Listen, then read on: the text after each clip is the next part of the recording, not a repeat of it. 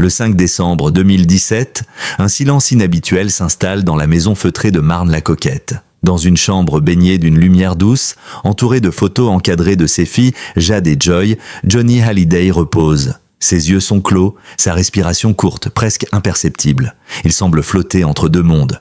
La France retient son souffle, consciente qu'un pan entier de son histoire s'apprête à s'éteindre. Ce jour-là, le rocker aux 1000 vies va définitivement quitter la scène. Pour des millions de fans, Johnny, c'était la voix rauque qui avait marqué leurs premières amours, le fauve de scène capable de faire trembler les stades, l'homme des excès flamboyant. Mais derrière cette image publique se cachait une vérité bien plus intime et douloureuse. Jusqu'à son dernier souffle, il resta cet enfant abandonné, en quête d'un père qu'il n'a jamais vraiment connu. Derrière les cris d'extase du public se dissimulait un vide immense, une plaie originelle que ni les disques d'or, ni les ovations, ni les conquêtes n'avaient réussi à refermer. Paris 1943. En pleine guerre naît Jean-Philippe Smet, fruit d'une union éphémère entre une mannequin française, Huguette Clerc, et un père belge de passage. Le drame fondateur survient alors qu'il n'a que 7 mois. Son père disparaît, vend le lit de bébé et le laisse seul sur une simple couverture. Selon la légende, que Johnny lui-même racontera plus tard, l'homme serait parti avec la crémière du quartier. Cette première scène de solitude va modeler toute son existence. Il grandit sans savoir ce qu'est un foyer. Le mot « papa » reste pour lui une énigme. Cette absence, il tentera de la combler avec la musique, les motos, les femmes, les excès. Comme pour faire taire ce silence originel. La scène deviendra son refuge, le vacarme des guitares électriques et les cris du public, une armure contre la solitude. Mais l'enfant blessé n'a jamais cessé d'exister sous le cuir noir et les lunettes teintées. L'un des épisodes les plus marquants de cette quête paternelle se déroule des années plus tard, lors de son service militaire en Allemagne. Un inconnu en manteau long, l'accent belge prononcé, se présente « Je suis ton père ». De sa poche, il sort un ours en peluche, pose avec lui pour une photo. Johnny comprendra vite qu'il a été manipulé. Ce père ne revient pas par amour, mais pour encaisser l'argent d'un magazine ayant acheté l'exclusivité de ses retrouvailles arrangées. C'est un nouveau coup de couteau dans le cœur du chanteur. La trahison se transformera en amertume lorsqu'il se retrouvera, des années plus tard, seul derrière le cercueil de cet homme dans les rues désertes de Bruxelles. Pas un proche, pas un ami, personne, juste lui et l'ombre de ce qu'aurait pu être une autre vie. Ce cortège solitaire restera gravé dans sa mémoire, alimentant ses chansons de regrets et de blessures jamais cicatrisées. Pourtant, l'histoire de Johnny n'est pas seulement celle d'un drame intime. C'est aussi celle d'un destin hors norme, forgé par une volonté de faire et un charisme brut. Très tôt, il comprend qu'il ne pourra pas combler ce vide par les liens familiaux, alors il le remplira par la ferveur d'un public. Et il réussira au-delà de toute espérance, jusqu'à devenir un mythe vivant. Mais derrière chaque triomphe, cette faille invisible demeure, nourrissant son art autant qu'elle le ronge. Le dernier moment de Johnny, celui que ses proches ont vu ce 5 décembre 2017, n'est pas celui d'une star qui s'éteint dans la gloire. C'est celui d'un homme qui, pour la première fois, se retrouve entouré de ses enfants, dans une maison silencieuse, sans projecteur ni applaudissements. Ce jour-là, il n'a pas chanté. Il a vécu, et peut-être trouvé là le seul refrain qui comptait vraiment. Celui de l'amour, pur et simple, qu'il avait cherché toute sa vie. Au tournant des années 60, la France est encore bercée par les mélodies sucrées des chanteurs de charme. Les radios diffusent des romances douces, les idoles du moment se contentent d'effleurer la rébellion. Et puis soudain surgit un adolescent de 17 ans au regard fiévreux, aux gestes nerveux, à la voix éraillée. Sur scène, il hurle, se tord, fait claquer les accords comme des coups de fouet. Son nom, Johnny Hallyday. Très vite, la presse le baptise l'idole des jeunes. Une étiquette qui collera à sa peau comme un tatouage invisible. Inspiré par Elvis Presley, dont il reprend l'énergie brute et la gestuelle, Johnny importe le rock'n'roll en France, mais le façonne à sa manière. Il chante dans la langue de Molière, avec des mots simples mais chargés d'une intensité rare. Ses premiers tubes, Souvenir, Souvenir, Que je t'aime, je te promets, deviennent des hymnes intergénérationnels. Johnny ne se contente pas d'interpréter des chansons. Il les vit, les crie, les brûle de l'intérieur. Sur scène, c'est un fauve. Les spectateurs ne se contentent pas de l'écouter, ils le ressentent physiquement. La sueur, les regards, les mouvements de hanches, la voix qui déchire l'air, tout participe à un rituel presque animal. Chaque concert est une bataille contre lui-même, une performance où il donne tout jusqu'à l'épuisement. Derrière ce déchaînement, il y a une urgence, celle de combler le silence laissé par l'enfance. Chaque cri au micro est une revanche contre l'abandon. Mais cette intensité a un prix. Dès ses débuts, Johnny flirte avec l'épuisement physique et psychologique. Les tournées s'enchaînent à un rythme effréné. Les plateaux télé s'accumulent, les interviews aussi. Le rocker cache ses failles derrière les lunettes noires et les blousons de cuir, mais il s'épuise. Sa carrière devient une fuite en avant. Plus il joue, moins il pense. Moins il pense, moins il souffre. Derrière l'icône publique se cache Jean-Philippe Smet, un jeune homme ballotté entre une mère absente et une tante qui l'élève tant bien que mal. Très tôt, il découvre la scène grâce à ses cousins danseurs, les Hallyday, dont il adopte le nom. Ce pseudonyme devient son armure, une nouvelle identité derrière laquelle il se protège. Pour le public, il est Johnny. Pour ses proches, il n'est plus tout à fait Jean-Philippe. Il s'efface derrière le personnage qu'il a créé, jusqu'à parfois oublier où commence l'un et où finit l'autre. Dans les années 70 et 80, Johnny élargit encore son champ d'action. Il se lance dans le cinéma, tournant près de 30 films. Certains sont oubliés, d'autres marquent un tournant, comme Détective de Jean-Luc Godard, qui le fait entrer dans le cercle des artistes respectés par les intellectuels. Mais malgré cette reconnaissance, le doute ne le quitte pas. Il continue de chercher à plaire, à exister autrement que dans le regard du public. Ses concerts deviennent de véritables événements nationaux. Parc des Princes, Bercy, Stade de France, et même un show monumental au pied de la Tour Eiffel. Partout, des foules immenses se rassemblent pour le voir. Mais derrière le rideau, le vide le rattrape. Johnny l'avouera, l'adrénaline de la scène est suivie d'un gouffre. Le retour dans la loge, puis dans la chambre d'hôtel, le silence qui retombe, ce contraste est violent, presque insupportable. Pour combler ce vide, Johnny s'enfonce dans les excès. L'alcool, les drogues, les nuits blanches deviennent ses compagnons de route. Les histoires d'amour se succèdent, passionnées mais souvent destructrices. 5 mariages, des ruptures, des réconciliations, chaque relation est vécue comme une course effrénée vers une forme de bonheur qu'il ne parvient jamais à saisir complètement. Cette intensité dans sa vie amoureuse est le reflet de sa manière d'exister. Tout donner, quitte à se brûler. Comme sur scène, il vit chaque histoire d'amour comme un concert, avec une entrée tonitruante, un climax passionnel et souvent une fin brutale. Ses partenaires sont tour à tour muses, refuges ou miroirs déformants de ses propres blessures. Malgré cette vie de démesure, Johnny ne se départit jamais de cette quête intime qui le définit. Être aimé, vraiment aimé, pas comme une star, pas pour l'image qu'il renvoie, mais pour ce qu'il est dans ses moments les plus fragiles.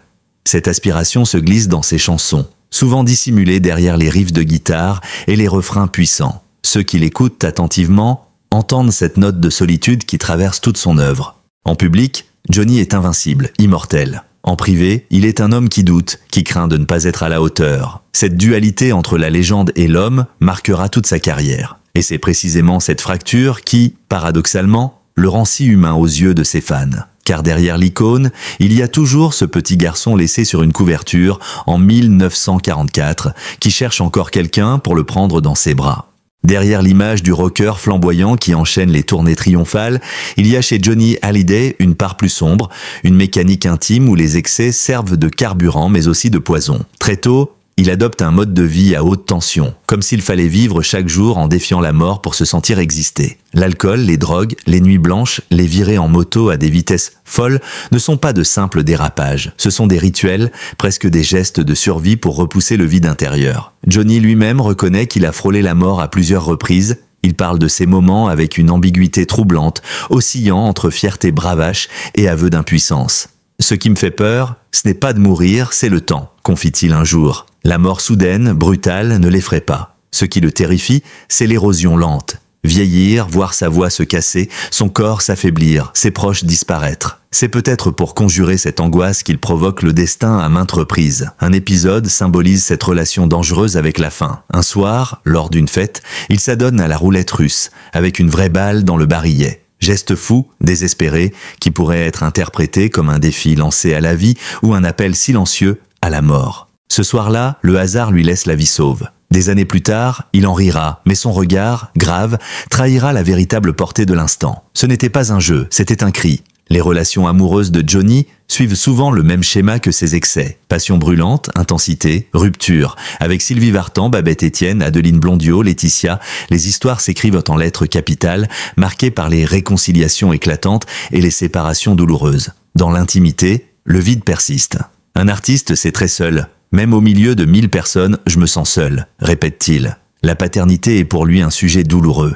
Avec David Hallyday, son fils aîné, la relation reste longtemps distendue. Johnny avoue ne pas avoir su être un père présent. Quand David est né, j'avais 23 ans. Je ne savais pas ce que c'était qu'être père. Moi-même, je n'en avais pas eu. Pris dans le tourbillon de sa carrière, il reproduit malgré lui le schéma d'absence qu'il a subi enfant. Les blessures accumulées finissent par creuser un fossé. Pourtant, Un tournant s'opère à la fin des années 1990. Avec Laetitia, il décide d'adopter. Jade arrive la première, puis Joy. Et là, quelque chose change profondément. Johnny découvre une forme d'amour qu'il n'avait jamais connue, un attachement inconditionnel, sans calcul, sans faux semblant. Les premières images de lui, donnant un biberon, chantant doucement pour endormir Jade, montrent un homme apaisé, presque métamorphosé. Dans ses interviews, il parle de ses filles avec une tendresse inhabituelle. Il raconte avec émotion comment Jade a fait ses premiers pas dans la cuisine familiale. Ces instants simples, loin des projecteurs, deviennent ses plus belles scènes. Pour la première fois, Johnny n'est plus seulement un artiste en quête d'amour.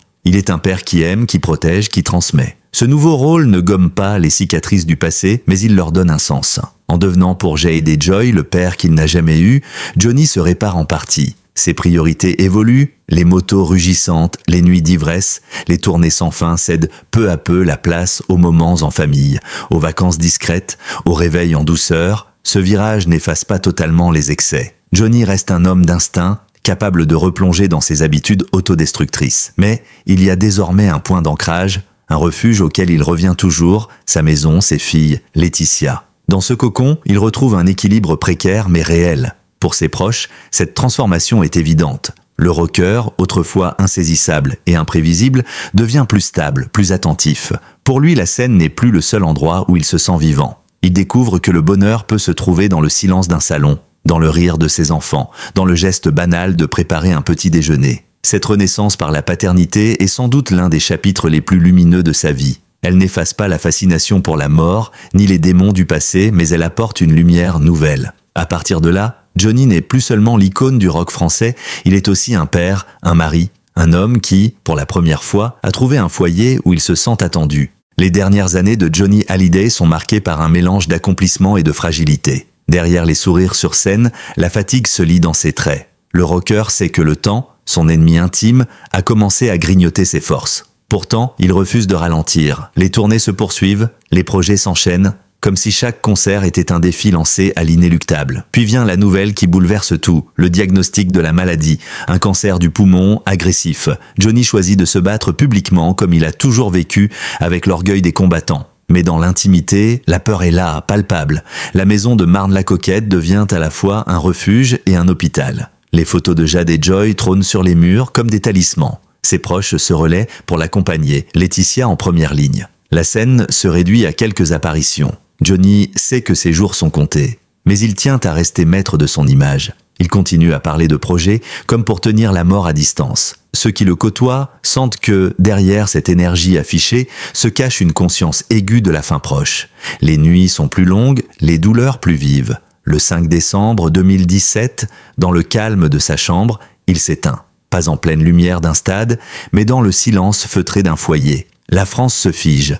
Les radios interrompent leurs programmes, les télévisions modifient leurs grilles, les réseaux sociaux s'embrasent. Dans la mémoire collective, Johnny n'est pas seulement un chanteur, il est un repère, un compagnon de route, un frère de révolte. L'hommage qui lui est rendu est à la mesure de sa légende. Le 9 décembre, un cortège funèbre descend les Champs-Élysées. Des centaines de milliers de personnes se massent le long de l'avenue, certaines venues de l'autre bout du pays. Derrière le cercueil, ses musiciens, ses amis, ses proches avancent en silence. Devant l'église de la Madeleine, le président de la République prend la parole. Les guitares résonnent, les larmes coulent. Cet adieu national est unique, presque historique. Mais à peine la cérémonie achevée, l'unité se fissure. Très vite, les tensions familiales éclatent au grand jour. Le testament laissé par Johnny, rédigé selon le droit californien, déshérite ses enfants biologiques, David et Laura, au profit de Laetitia et des filles adoptives. La décision choque, divise, alimente les débats dans les médias, les avocats s'emparent de l'affaire, les interviews se multiplient, les accusations aussi. David et Laura parlent de trahison, Laetitia se défend, affirmant respecter la volonté de son mari. Ce conflit judiciaire, qui s'étendra sur plusieurs années, révèle une vérité plus amère. Malgré son amour sincère pour ses enfants, Johnny n'a pas su, ou pas pu, rassembler sa famille. Pour beaucoup, cette fracture post-mortem jette une ombre sur l'héritage de l'artiste.